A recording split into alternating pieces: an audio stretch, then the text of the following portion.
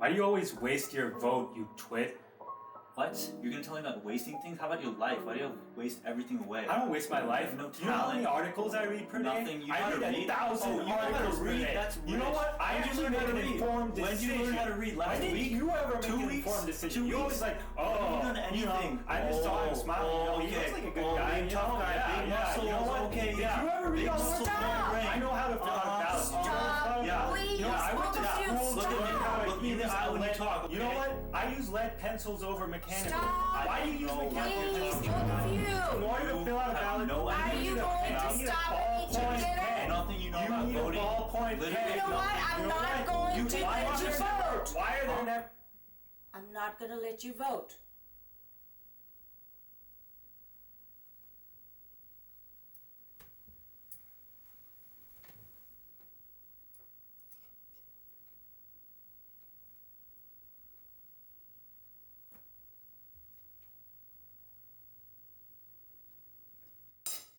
Have you ever been to the voting booth and not known who to vote for? Yeah, I think the one time I did vote, I just went and my dad had basically pre-filled the ballot out for me because I had no idea who was, well, I kind of knew who was on the ballot, but I didn't know what any of the positions were because there was like 10 or 12 positions. Yeah, same. There's been so many times that I've been to the voting booth and just kind of not known what a position exactly entails or what their priorities are, and just not known who to vote for. Yeah, and I think that's pretty relatable. Pretty much everyone that I've talked to who has voted, at least around our age, has said that they have no idea what a county commissioner is, or what does the district attorney do, stuff like that.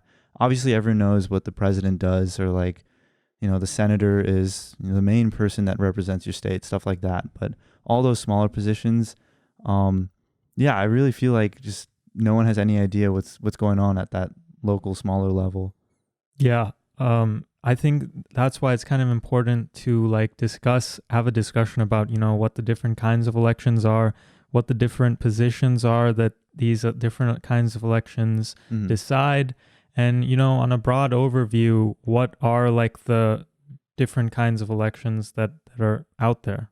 Yeah, because there are a lot. Our political system, it's pretty convoluted, and it honestly doesn't surprise me that a lot of people feel like it's just way over their head, myself included, just because there's, like you said, so many types of elections, so many types of people getting elected. So why don't we talk about that today? We can start with the federal presidential election, because like I said, everyone knows what the president does, but does everyone want to vote? Or I don't know, in your experience, haven't you noticed that a lot of people are feeling like they don't even want to participate? Yeah, definitely. I've felt the sentiment that there might be a group of people out there who don't necessarily resonate with any of the candidates who are up there, whether it be Joe Biden, whether it be Trump, or whether it be Howie Hawkins. None of them seem like good options to a certain group of people. And there's a lot of group of people who want to use the write-in feature, which is also an alternate feature that is available if... Use the what? The write-in feature. Oh, yeah. So there's definitely a group of people out there who would prefer to go that route. There's a lot of even guilt shaming that sometimes goes on, in the sense that, if you don't either vote for Joe or Trump over here, then you're kind of not, your vote doesn't count, and a lot of that sentiment as well. Yeah. And there's a lot of differing opinions out there about who to vote for, why to vote for them.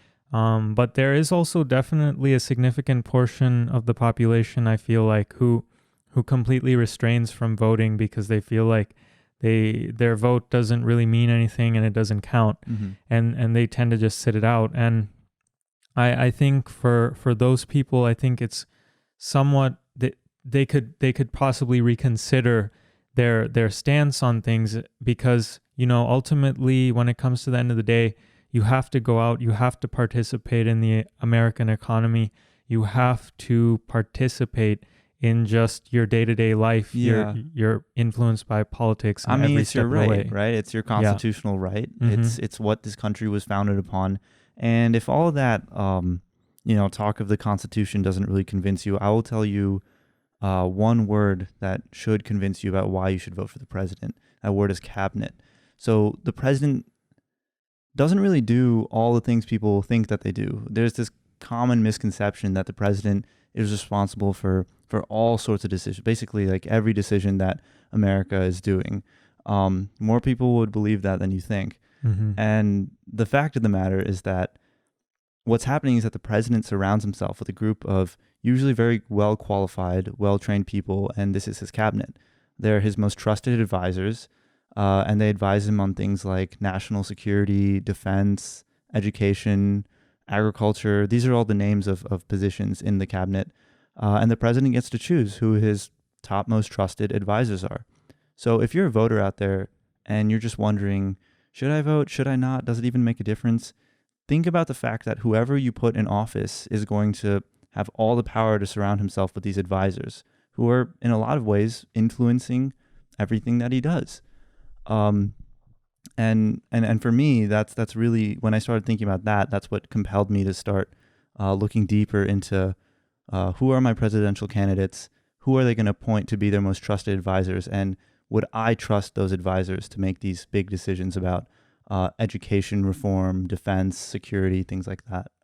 Yeah, definitely. And, there's so many other federal level positions as well that are so important and integral to maintaining this country's democracy, one of which is the U.S. Senate.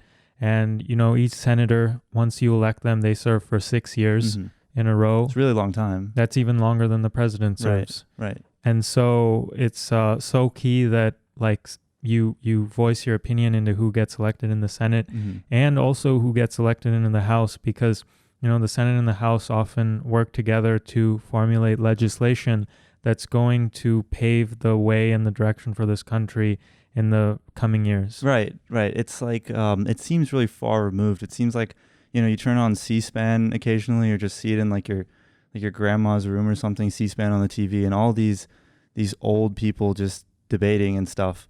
But that is how policymaking works in this country, and those people are making laws that influence our daily lives. And I'll tell you this: there's something on the floor, on the House and Senate floor right now that's very relevant and very influential, and it has to do with it's inescapable right now in light of all the protests following George Floyd. There's been a lot of movements both at the local, state, and federal level to reform the way we police. So right now on the floor of Congress, there's two different bills being proposed. One bill is being proposed in the House, which is controlled by Democrats, and the other bill is being proposed in the Senate, controlled by Republicans. So ultimately, they're going to have to figure out some sort of compromise and find a bill that both houses of Congress can agree to. So the fundamental difference between these bills are that the House Democrats essentially want to impose more restrictions on police. They want to ban the use of chokeholds in all situations. The Senate Republicans don't impose this strict stipulation. They kind of say it's up to the discretion of the officer based on the situation, stuff like that. The House Democrats are also advocating for the diminishment of something called qualified immunity, which basically protects police officers from getting sued if they act excessively or stuff like that. The Senate Republicans want to protect qualified immunity. So there's a lot of different opinions. And coming back to my point, that's why it's really important that when we go and vote, we look at who we want to be in both the House and the Senate when we fill out that ballot, because like I just explained, the House and the Senate can have very different opinions based on who's in power. So that's just something to keep in mind. Who you vote for is going to matter in those situations. Yeah, and also some things that you should know about the Senate is that the Senate appoints ambassadors, they appoint Supreme Court justices, and they also are a contiguous body. So 1/3 of the senators are elected every 2 years, and this keeps rotating over and over again. Right. And that kind of I guess that takes into account the fact that there's a continuum of attitudes in America. It's not just like every 6 years attitudes just fundamentally change, right? They change over time, and it's a process, which is why it's interesting that the senators change in thirds every 2 years rather than all at the same time. Yeah. And then the House is kind of very different from that in the sense that House is kind of refreshed every 2 years. So you have completely, everyone is up for re-election every 2 years. And they're a lot closer to the people because they're district by district, whereas senators are state by state. So there's like 435 senators, right? And like 100, or I'm sorry, representatives. Yes. Yeah. Thank you. And 100 senators. So that's another way that the House is closer to the people. If you want your voice to be heard at the federal level, really think about who you want your House representatives to be. Yeah. And then moving even into a more specific mode, if we look at state government, the state government is structured similarly to the federal government, but a little bit differently. Whereas in the state government, we have a governor at the head. In the federal government, we have the president at the head. Right. So at the state level, we have like governors who are overlooking everything related to the state. And obviously, the state rights are differing from the federal rights. Right. Yeah, that's one of the hallmarks of American democracy, this federalism idea where the executive branch, or should I say the federal branch, part of the country gives a lot of power to the states to decide how they want to run their territory.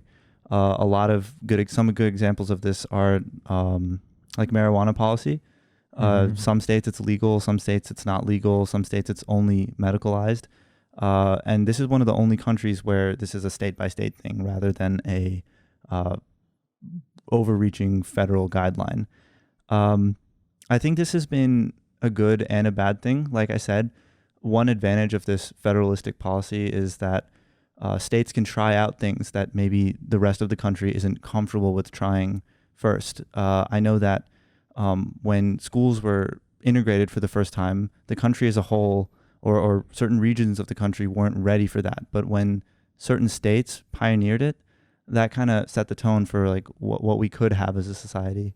Yeah, definitely. And, in recent times, we've seen a lot of governors come to the surface more with their COVID policies. I know in my local town, I've been watching news and I've been seeing my governor come on the local station and giving updates on how everything is going in relation to COVID. Yeah. And so they've definitely had to step up recently during these tough times. Yeah.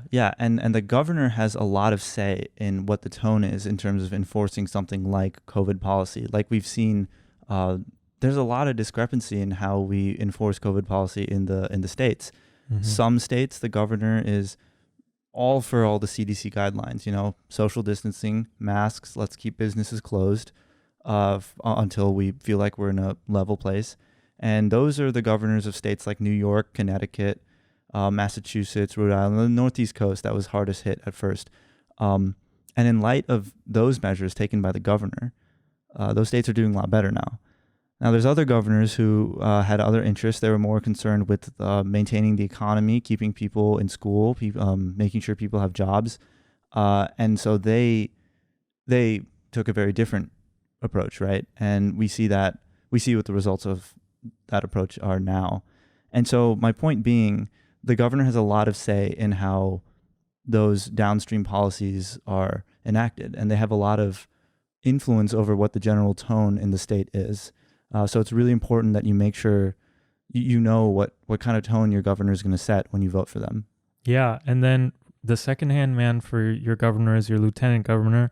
They're very similar to how a vice president supports a president.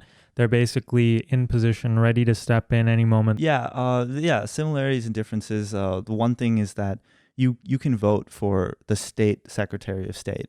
The secretary of state at the federal level is an appointed cabinet member. So this is a really important position that I think carries a lot of influence over the way the logistics of state policymaking are run. So the Secretary of State essentially supervises the administration of all types of laws, legislative processes.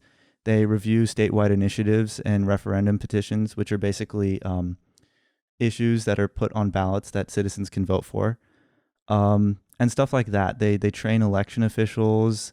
They work with the counties to make sure that polling stations are running effectively, and those sorts of administrative tasks. And so you would want your Secretary of State to be someone that's on top of it, highly organized, has a demonstrated record of public service and public organization, preferably someone who's been in that public sector. And it's a lot more important than you think. Definitely, yeah. And then there's also Attorney General that's super important, and they're like the chief legal advisor and chief law enforcement, and they play a huge role in prosecuting violations, right? Yeah, the Attorney General, I think, is one of the most important state-level positions. Like you said, the Attorney General is essentially the chief legal advisor and chief law enforcement official in the entire state. So they prosecute any type of violation of state law. They represent the state in legal disputes, and they issue a lot of legal advice to any agencies that are in need of it at the state level. And they have a lot of influence on the tone of the state in terms of what cases get prosecuted and what cases don't get prosecuted. Yeah, and they're not as held back as some of the other positions because they don't have as many bureaucratic blockages, or they don't have as much red tape blocking them from taking action. Yeah. So they have a lot more reach in that case. Yeah. So essentially, if there's like a case that they want to prosecute, they can just go and do it, which is pretty cool because most parts of the state government, state and federal government, have to go through a lot of these bureaucratic loophole type things, or like a lot of red tape, like you said, to prosecute and end up in court. But the Attorney General, that's probably one of their most important powers. They can just prosecute as they choose. And the thing about that is that makes the position that much more important to vote for. You're voting for someone who is setting the tone of the entire state for how justice is served. And there's a great example of how attorney generals can influence your everyday life. So a little while ago, the head of the Department of Education, Betsy DeVos, was trying to block certain policies. And these policies were essentially providing protections for college students who were being ripped off by these college scams. So there's like some for-profit colleges that basically scam college students and rip them off. And so the government was trying to impose some restrictions on them. And this Betsy DeVos figure was trying to roll those back. So obviously this isn't good for students. Kind of ironic that the director of the education department would be spearheading this. But anyway, 20 state attorney generals banded together, and they decided to file a suit against the Department of Education, and they ended up in federal court, and they won. And that affected the lives of thousands of college students across the country. And that's just one of the many ways that your vote for attorney general can impact people's lives. Yeah, and there's also treasurer, who is kind of like the chief financial officer of the state government, and one of their primary functions is to invest and make sure you are getting your retirement funding through that, right? Yeah, exactly.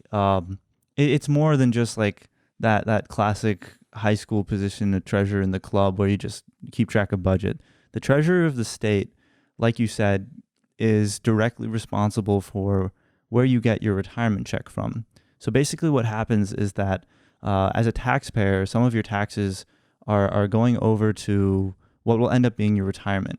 But who decides where your retirement is coming from? Where's all that money coming from? The treasurer is the person who handles some of those taxes, invests that money into really safe investments, and all that money that's grown from those investments becomes your retirement check. So when you're voting for the treasurer, you're voting for someone who you'd want to be a really smart and pragmatic investor, more above everything else. So that's one thing to consider.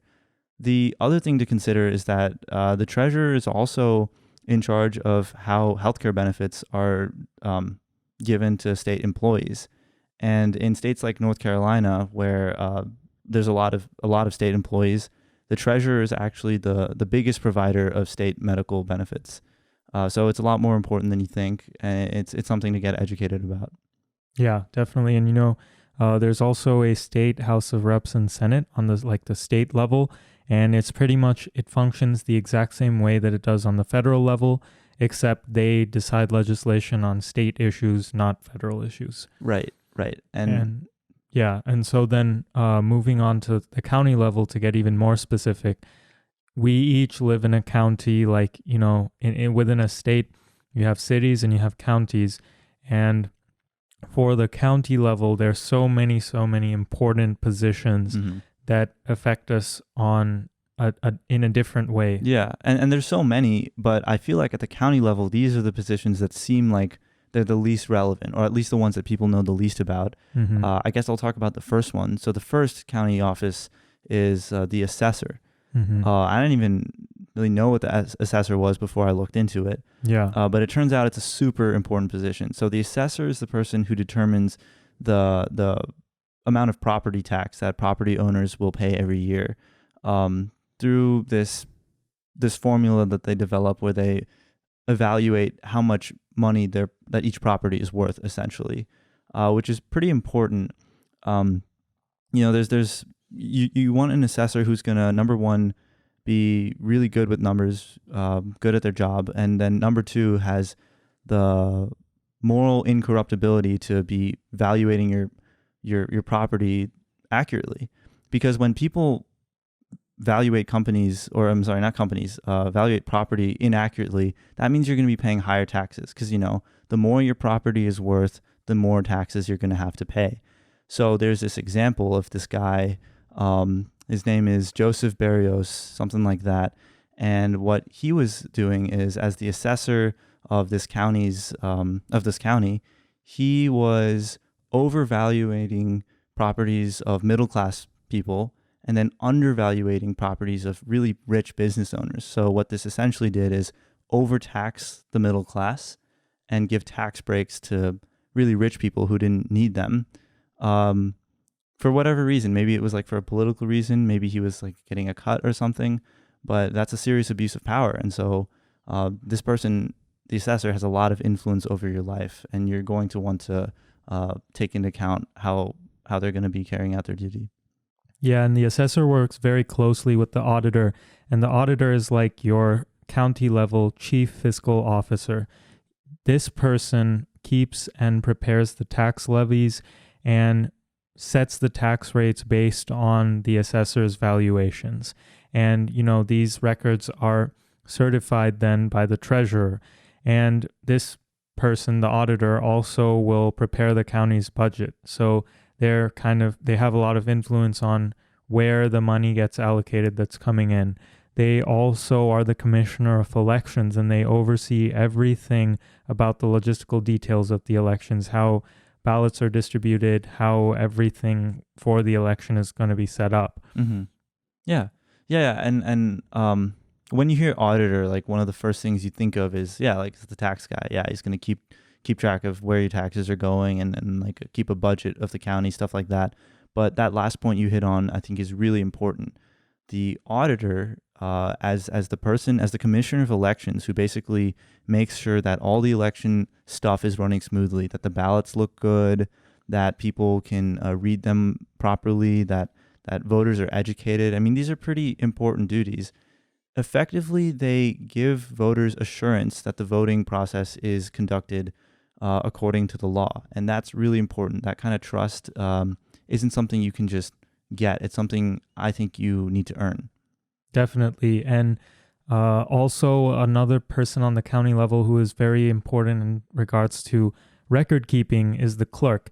The clerk keeps all of your marriage, birth, death certificates, and they also play a huge component in making sure that the population in that county is properly accounted for. Yeah. I'd say it's definitely one of the more administrative roles. So when you're looking into who do I want to be my county clerk, you just want someone who has demonstrated that they're very organized, that they're very on top of things, stuff like that. But I guess that leads us to commissioner or board of commissioners. So board of commissioners, one of the oldest forms of local government, one of the first actually. when the settlers first came to this country, the first type of local government was the Board of Commissioners. And this is essentially a legislative and executive combination body where the elected members will both discuss and make local laws and also talk about how they're going to enforce them. Yeah. And whenever I hear commissioner, the first thing I remember is Commissioner Gordon. Oh yeah. From Batman. Right. And so watch Batman. That'll give you a good understanding of local government. Yeah, so that's basically the moral of the story. Just kidding. No, but actually there is something you can take away from that movie and Commissioner Gordon, and it's the way that he interacts with people. One really important part of the county commissioner or the Board of Commissioners is that they stay really in touch with the local population. They attend neighborhood meetings, school board meetings, stuff like that. And they're really informed of what are the issues that matter to the people. And Commissioner Gordon, of course, was a great example of this, a really caring and empathetic guy that knew what the people wanted. So when you're deciding who should be your county commissioner, you should be thinking about those things. Who's going to be empathetic? Who's going to lend an ear to what the people need? And who's going to be thinking beyond themselves? Yeah. And going off of Commissioner Gordon, I also, Harvey Dent is also such an iconic Great character. And that the district attorney position is so integral to county. And what the district attorney does is they are the chief prosecutor for local districts, and typically a county, and they're reviewing police arrest reports. They're deciding whether to bring criminal charges against arrested people, and they're prosecuting a lot of these criminal cases that come into court. And ultimately, a DA just wants to keep the community safe. Yeah, I think that puts it really nicely. The district attorney is effectively the local version of the attorney general. And it's really important that you vote for the right district attorney, because the difference between a conviction and a non-conviction in like a really high-profile, for example, police brutality case or something like that, is often going to ride on who your district attorney is and where they lie on whatever political or moral spectrum. So if you feel really strongly about the outcomes of highly contested cases, things that are really close to home, really emotional, whether it's about something like police violence, whether it's about something like pro-life versus pro-choice, things like that, the district attorney has so much say in how those decisions go at the local level. Yeah, because they can set a lot of that precedent that's going to then influence coming decisions. And another local position is sheriff. We all have our favorite TV sheriffs. Right, I'm that sure. old Wild Wild West thing. Yeah. And then Stranger Things. Yeah. Love the sheriff. Woody, Toy Story, classic. Yeah. So what about the sheriff? So aside from all of our favorite movie sheriffs, we have sheriffs who are law enforcement, and they're enforcing court orders and then just like overseeing police departments and all the stuff you would expect out of a sheriff. Yeah. And the thing about the sheriff is that it's also one of the oldest positions that you can get elected into, and it's also the only position that you can get elected into where you actively enforce the law. And I think that's super important, because we like to think that our officers are acting in line with some very rigorous moral code, but what ends up happening is that there's actually a lot of discretion in how policing is done in this country. In other words, your personality influences how you police, and we're seeing that pop up in so many ways in recent times that we can get into later. But my point being that depending on who you are as a person, that's going to influence how you police. That's going to influence how others in the police department are going to police. And that's why sheriffs are so important. There's a lot of potential for abuse, for example, as a sheriff. A great example of this was, back in the civil rights movements, sheriffs would selectively consolidate power for whites by cracking down on black protesters who tried to exercise their right to vote. and this was done predominantly in the South. There's a lot of discretion in how they would enforce that type of law. But even today, there's examples of sheriffs overstepping their power. Like there was this case in Georgia where like hundreds of high schoolers had to get searched like really invasively, you know, for drugs, including like checking inside their underwear and like really weird stuff like that. And that's like a clear violation of all sorts of constitutional liberties. And obviously this sheriff who did it was suspended and replaced. But that sort of behavior is something that's within the bounds of what you can do as a sheriff. You know, if you had elected a different person, they would have conducted that investigation very differently. So it's really important that you trust the moral character, or even like the political beliefs of who you're electing into the sheriff position.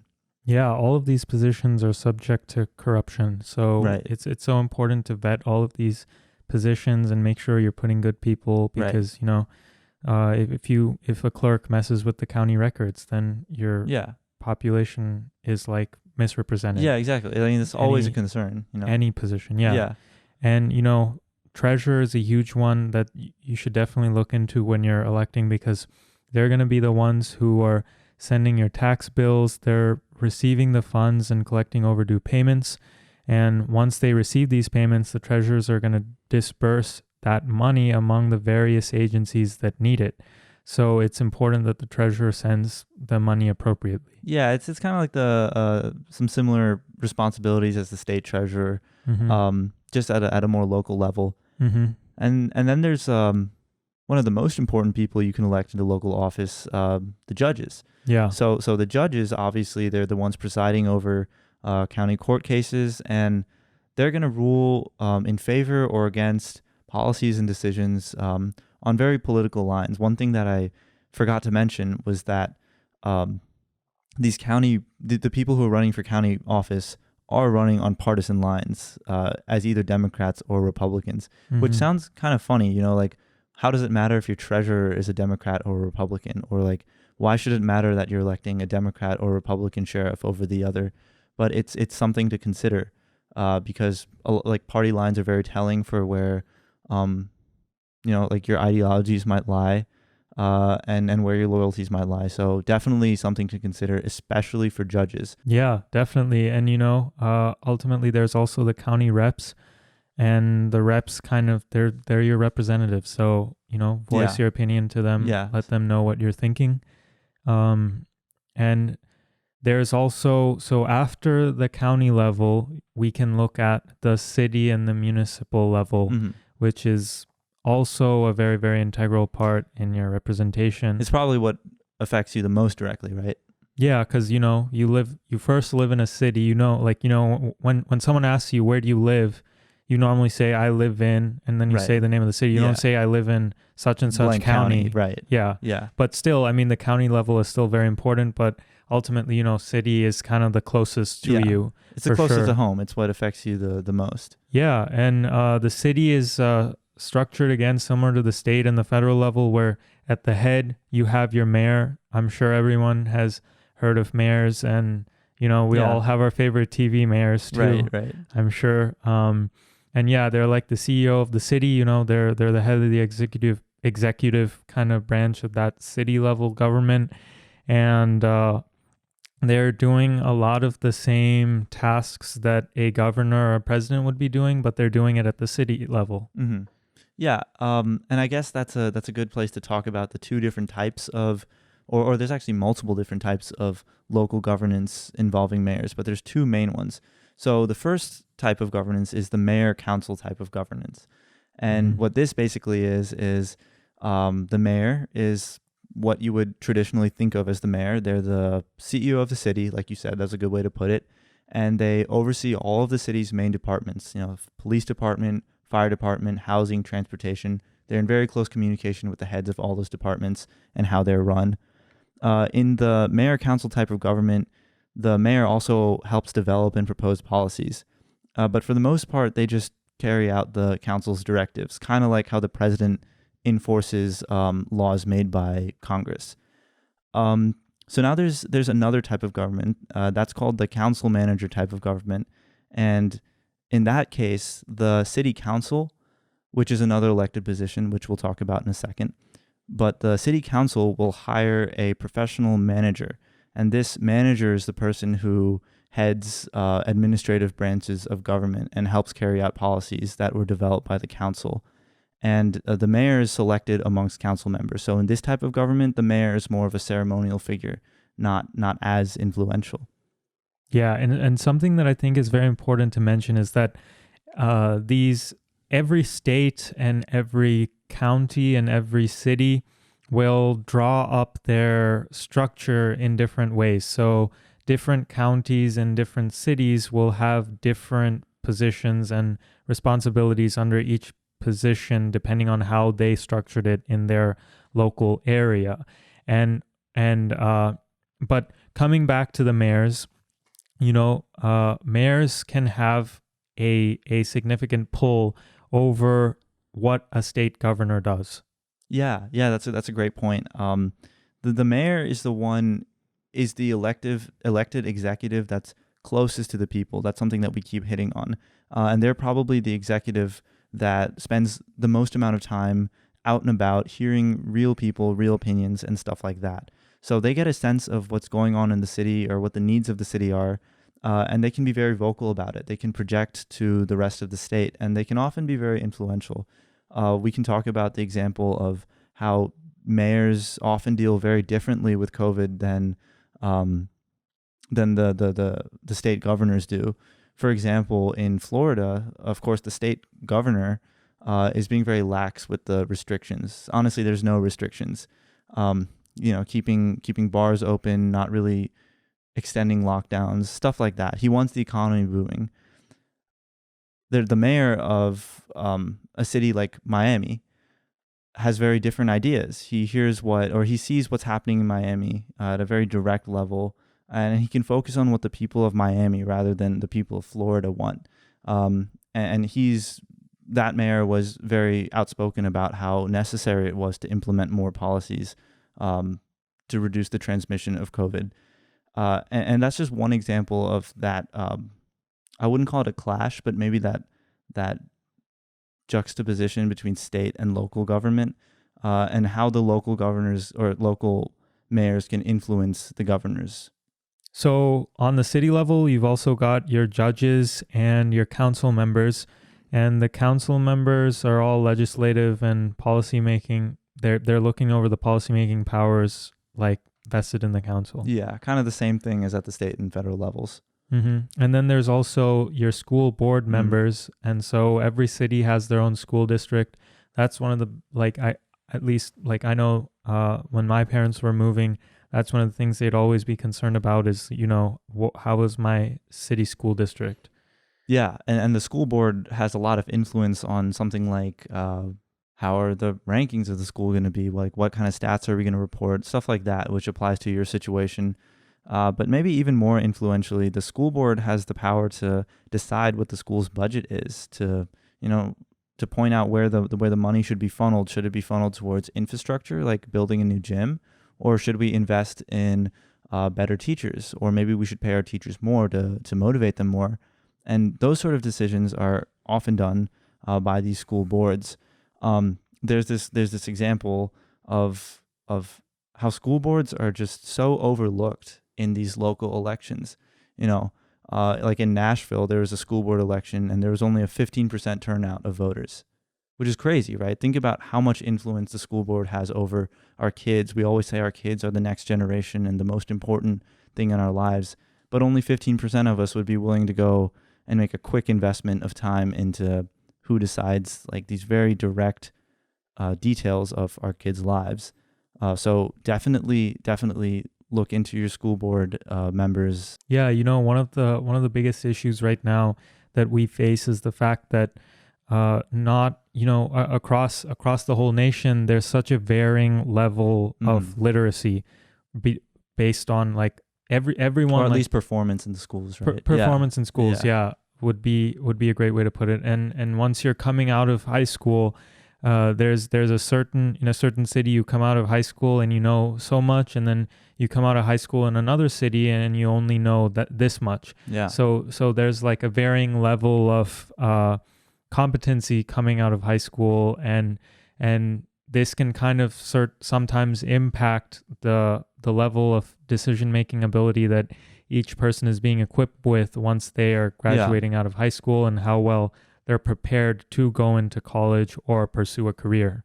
Yeah, exactly. That's just such a structural issue that has to do with a lot of things. It has to do with the way the Department of Education was created, the way our tax code works, and certainly the discrepancy in our school boards has a lot to do with it.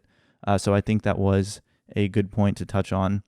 And that just about wraps up all of the major positions that are on local, state, and federal ballots at least at the general election level. So that was a lot, but that was only one type of election, right? There's another type of election. It's the midterms. So what about that? What are midterms? So the midterm elections happen every 4 years in the 2 years before and after the general election, which is what we've been going over for this time. Right. So like the federal election happened in 2016 where Trump was elected, and so then there was a midterm in 2018, and right?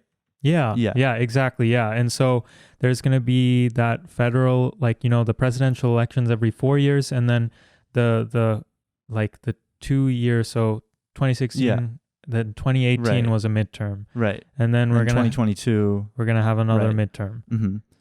So it's like the same types of positions. Maybe it's not as far ranging. It really depends on the state you're in, is what we found. I went and I looked at some ballots from different states and counties, and it was kind of crazy how differently each state, county, and locality conducts its elections. But in general, what I found is that during the midterms, the U.S. Senate is up for grabs, the House of Reps is up for grabs, and then at the state and municipal level, the governor and the mayor are also up for grabs. That's well, I guess that should like another point is why should we vote in the midterm election? I feel like there's so much hype around the federal elect, or like the general election, during the presidential year. Yeah. And then the midterms roll around, and all these people that were so galvanized to like get out there and vote for president are just like in their rooms. They like forgot that the midterms even happened. So like, why do you think it's important that we vote in the midterm elections? Well, like we've already been through a lot of it earlier, is that one of the very important reasons is that, Senate is up for every 6 years, right? Right. So a lot of the senators' re-election is going to come up in the midterms, and then you're going to want to vote them in for the reasons that we stated earlier. Right. And so you're going to want to pay attention for that reason. You're going to want to pay attention because of the huge influence that the House of Representatives has on it. And, we've already been through the importance of governor, lieutenant governor, and mayor. And I guess to summarize all of that as to like one national effect is that when the makeup of our Congress changes during the midterms, that gives you an idea of what's the country feeling like since the last election. What's the tone being set by the country? What's the general mood? Are they liking how this president has and their administration has been enforcing the law and conducting themselves? Are they not liking it? Stuff like that. So when you vote in the midterms, you're having your voice heard. It's like a temp check for what are you feeling? Yeah. And it's really important to be involved in that sort of thing. Yeah, when the midterm elections come up, we're always very focused on the House and the Senate to see which way it's shifting, which is going to give us an indication of how things are going to play out in the coming general election. Right. All right, so the last election we want to talk about is the primary election. So this is the election that determines who's going to represent you from your party in the presidential election. And it happens in the months preceding the election in November, usually around January or February. So we already had a lot of our primaries. And yeah, like I said, like you choose who you want your party nominee to be. And so there's a couple different types of primaries. There's an open primary where you can vote for anybody from any party. And then there's a closed where you vote according to your registration.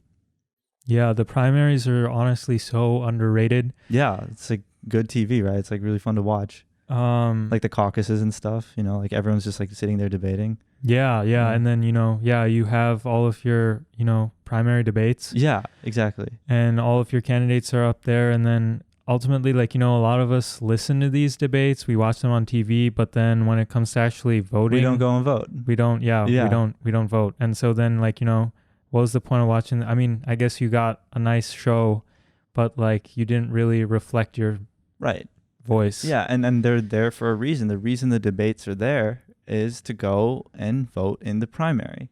So there's two types of processes where you can nominate your presumptive candidate nominee. And so we talked about the primary, which is, I guess we haven't explicitly defined it, but it's basically the vote where you go in and pick who you want to represent that party in the presidential election. But the second term, I kind of used this before without defining it, but the second term is caucus, which you hear that thrown around all the time. But honestly, before this, I didn't even really know what a caucus was. So essentially what a caucus is this. It's the same thing as a primary in that the people who attend will vote for their candidate of choice, but you kind of get together in this town hall setting, maybe in like a high school gym or something like that, and you get together and debate and discuss and come to some sort of conclusion about who do I support based off of all this debate in my local community in this gym. Who do I support? Who do I want to cast my vote for? So based on that, you go and vote. One of the most famous ones is, of course, the Iowa caucus. Yeah, something very similar to a caucus is a convention. And, you know, the big ones that we always hear about is the DNC and the RNC, the Democratic National Convention, and the Republican National Convention. Yeah. And there's always a lot of, like, coverage on that every year. Yeah, there's so much hype around the conventions. Essentially, the convention is the culmination of all the primaries and caucuses. Because what I didn't say is that when you vote for someone in a primary or caucus, you're not actually voting for them. You're voting for a delegate who will represent that candidate at these conventions. So I'll explain that in more straightforward terms. So you go to this primary or caucus. Say you vote for Trump, right? So that vote for Trump is actually a vote for a delegate who will go to the Republican National Convention and cast their vote for Trump as the party nominee. Mm-hmm. And then the same thing goes for the Democratic side. And so, like you said, at these conventions, it's basically a huge party. Everyone kind of knows what's already going to happen based off the popular vote, but the delegates still go and they cast their vote, and people will come and speak. I think you were saying like Obama came and gave his classic speech in 2004 at the Democratic National Convention. Yeah. And you know, there's so much hype about that, and a lot of people say that's the speech that kind of like propelled him to become president. Right. So a lot of fresh faces and strong voices in the party will come at these conventions, and highly televised, really, really fun events to watch. Yeah, definitely. Yeah. So I guess that's that covers most of the important parts of the electoral process, given the general election, midterms, and primaries.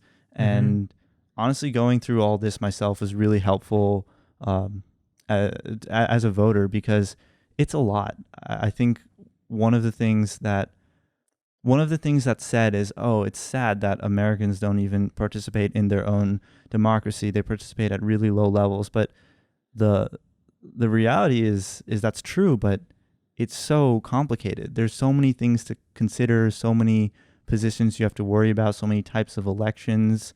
And then when you throw in the variable of, I don't even know if I like the people I'm voting for, that really messes things up, you know? So like, what would you say to someone who might be feeling overwhelmed with all this information? Yeah, you know, I certainly would feel so overwhelmed by all of this. Yeah. If I was a fresh voter coming out, remembering back to the times when I was 18, 19, voting in my first elections, I think, you know, it's, you know, just one piece at a time. You know, you don't have to keep all of this information in your head as you see, like, as you get those updates that, okay, this election is coming up, you just want to be prepared for that election at that time. I think that's a great way to kind of make it not such a huge thing and break it into little tiny chunks. I think that's perfect advice. I think what you do is you try to block out all the noise, stop listening to what you're hearing on the radio or the media or like the way that these candidates are being spun. But when you see the ballot, which you can see before the elections, look at the person who's running for office. Break it up into parts. Look at the positions that we outlined and think about not only what these positions are, but why it's important that you vote for these positions. And where can you see the ballot before you go to vote? Yeah, that's a good point. It's actually kind of hard to find this type of information online. But there's a great resource called Ballotopedia. You go to this website, you enter your address so they know where you live so they can show you your relevant ballots. And I think it depends on where you're from, but between 20 and 40 days before the election, they'll be able to give you an actual ballot that you can go through. And it's just so important that we do these things earlier rather than later, because looking at a ballot 5 minutes before the election, it's not going to cut it if you want democracy to work in the way it should. Yeah. And I think that's a great place to wrap up our episode today. Yeah. Good stuff. Yeah. Thank you so much for listening in to our ballots episode. We hope to have you back for our next one. Yeah.